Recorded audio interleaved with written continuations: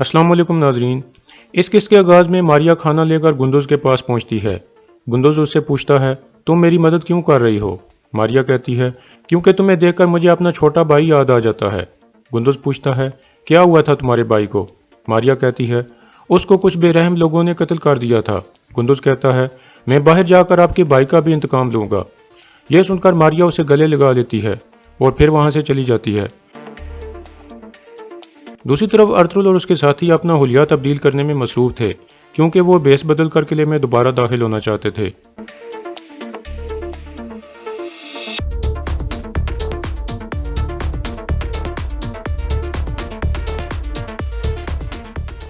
Base बदलने के बाद वो अपने घोड़ों की तरफ बढ़ते हैं। कारा जैसर में अर्शिस मारिया की जासूसी कर रहा था। मारिया रोते हुए कमांडर कोस्टास को कहती है, वो बहुत छोटा है। कोस्टास कहता है, तुम कमज़ोर मत पड़ना, वो बच्चा हमारे लिए बहुत कीमती है। फिर मारिया अपने कमरे में चली जाती है और अर्शिस भी उसे जाते हुए देख लेता है। जावदार कबीले में कायत एक इन बहादुर को बताता है कि संजार की तरफ से खबर आई है। वो जख्मी हुआ था लेकिन अभी वो ठीक है। यह सुनकर बहादुर सुकून का सांस लेता है और फिर पूछता है, क्या तुर्गत ने संजार का चेहरा तो नहीं देखा? सिपाही कहता है, नहीं देखा। बहादुर कहता है, रात को मैं तुर्गत और असलहान के पास जाऊंगा ताकि वो इस वाक़े के बारे में हम पर शक न कर सकें। इसके बाद रात का वक्त हो जाता है। अर्तुल और उसके साथी बेस बदलकर कारा जैसर की एक दुकान में मौजूद थे। इतने में अर्शिस भी वहां पहुंच जाता है और अर्तुल को बताता है कि मारिया जानती है कि गुंदुज़ को कहां रखा गया है और बामसी ने जो बात उसके बारे में बताई थी वो भी सच निकली है। अर्तुल कहता है, तो फिर हम मारिया से बात करेंगे। अर्शिस कहता है, मैंने मारिया का कमरा देख लिया है, हम फौरन उसके पास जा सकते हैं। फिर अर्तुल सिपाहियों को कहता है, हमारे साथ सिर्फ बामसी जाएगा, इंशाल्लाह गुंदुज़ को निकालकर हम किले से निकल जाएंगे और अगली दफ़ा जब हम किले में आएंगे तो अल्लाह के हुक्म से किले को फतह करने के लिए आएंगे। फिर वो तीनों वहां से चल पड़ते हैं। जावदार कबीले में बहादुर इजाज़त लेकर तुर्गत और असलहान के पास पहुंचता है और कहता है, मैं माफ़ी चाहता हूँ, आप खाना खा रहे थे, लेकिन मैंने सुना है कि अर्तुल साहब का बेटा अगवा हो गया है। अगर मेरी मदद की ज़रूरत हो तो मैं हाजिर हूँ। फिर बहादुर वहाँ से चला जाता है।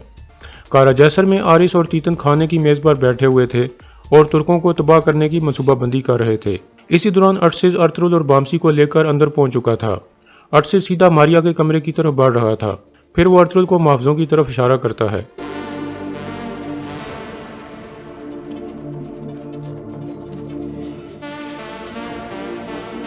इस तरह अर्तुल और बामसी खामोशी से दोनों सिपाहियों को मार देते हैं।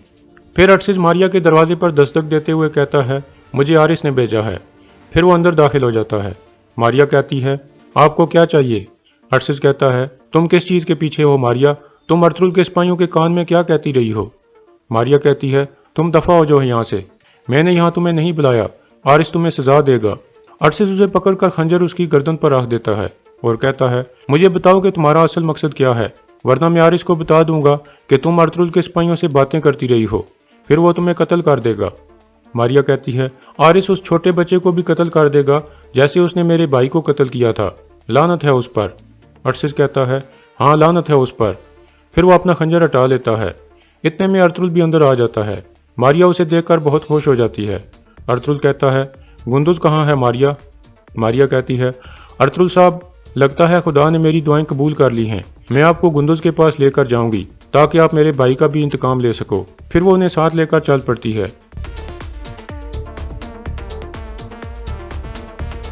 रास्ते में वो अर्तुल को बताती है कि आरिस ने मुझे रात को गुंदुज़ की देखभाल करने को कहा था।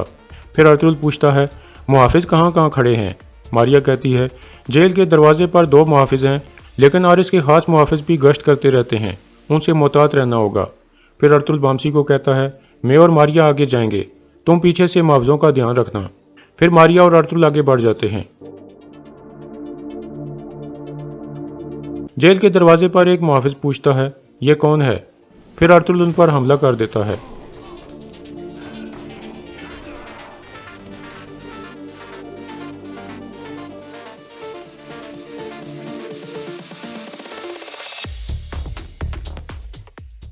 इस तरह अर्तुल अंदर गुंदुज़ के पास पहुंच जाता है। गुंदुज़ सो रहा था। फिर उसकी आंख खुल जाती है और वो कहता है, बाबा, मैं ख्वाब तो नहीं देख रहा? अर्तुल कहता है, यह ख्वाब नहीं है गुंदुज़, मैं तुम्हें घर ले जाने के लिए आया हूँ।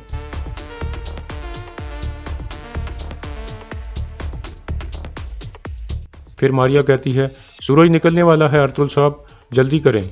फिर अर्तुल अपना खंजर गुंदोज को दे देता है और कहता है, अगर ज़रूरत पड़े तो अपनी हिफाजत करना। फिर वो बाहर की तरफ चल पड़ते हैं। इतने में आगे से काफ़ी सारे सिपाही आ जाते हैं और पीछे से बामसी और अरशद भी आ जाते हैं और फिर लड़ाई शुरू हो जाती है।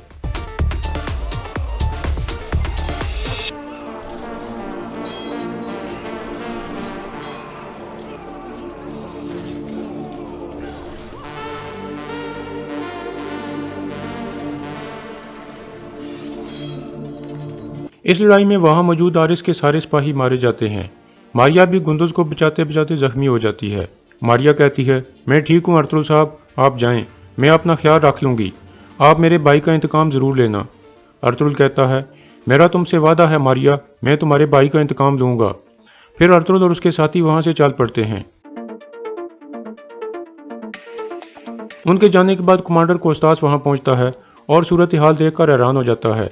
फिर वो मारिया को जख्मी देखकर एक सिपाही को कहता है, फौरन डॉक्टर को बुलाओ। फिर वो जेल के अंदर जाकर देखता है तो गुंदुज को गायब देखकर मजीद परेशान हो जाता है।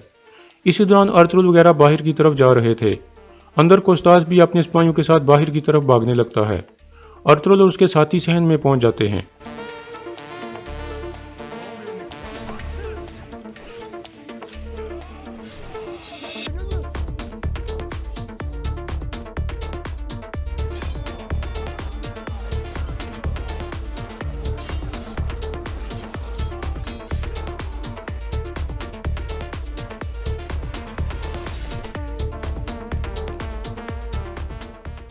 अंदर आरिस आंख के शदीद दर्द में मुब्तला था। इतने में कोस्टास अंदर दाखिल होता है। आरिस कहता है, मैं सारी रात शराब पीता रहा हूँ लेकिन दर्द कम नहीं हुआ, मुझे कोई अच्छी खबर सुनाओ, शायद मेरा दर्द कम हो सके।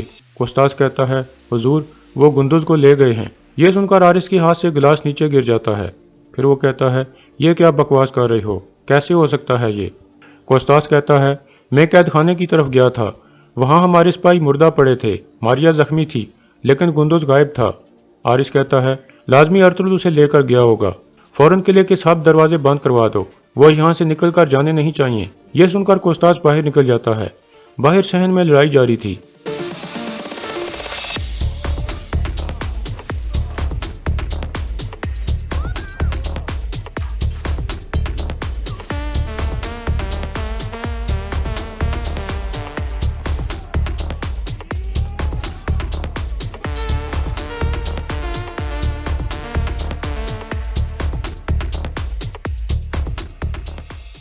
इस तरह अर्तुल और उसके साथी सहन में मौजूद तमाम सिपाहियों को मार देते हैं और गवर्नर हाउस से बाहर निकल जाते हैं, जबकि अरशद अंदर की तरफ चल पड़ता है।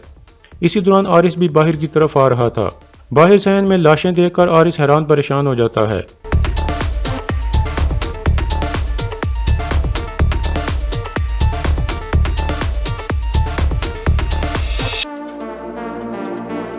अरशद ऊपर खड़ा होकर यह सब कुछ देख रहा था। तीतन कहता है, अर्तुल ने अमन का मायदा तोड़ दिया है।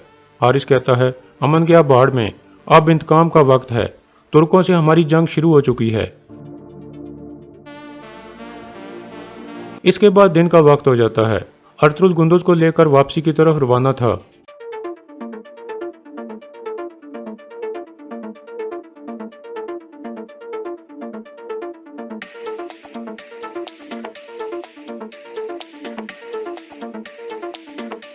काय कबीले में हलीमा सुल्तान और बाकी औरतें बेचैनी से अर्तुल का इंतजार कर रही थीं। इतने में कबीले का ढोल बजता है। वो बाहर की तरफ भागती हैं। अर्तुल गुंदुज को लेकर कबीले में पहुंच गया था।